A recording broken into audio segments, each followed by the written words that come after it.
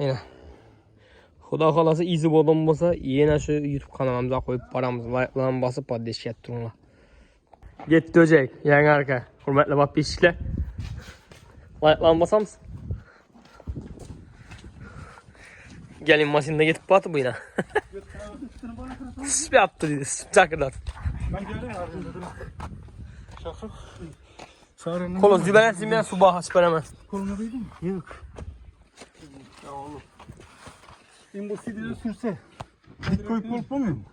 Sirine sürüp şu götüne ne koyuş gerek değil birileri sat değil miydi? Hayalini versin hiç kılıp. Gitti bu akşam ne oldu? Versin Mustafa sakın. Eski oturuşu diyerek konçalasana.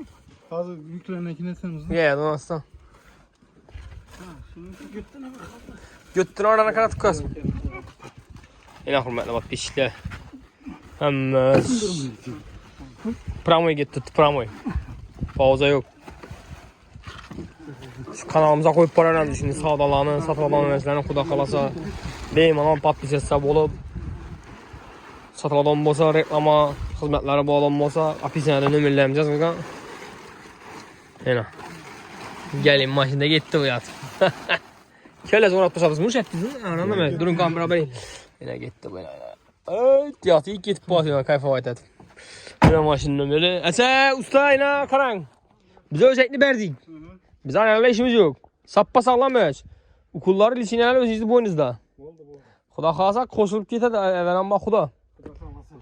Barakasini bersin yo'q. Yaxshi salom bering yana beramiz pulni. 10 milyon 200 milyon pul alındı. Xayrını görün ana xayrı. Yaxşı barakasini görünlər yaxşı ağa. Yüz köpeğe versin.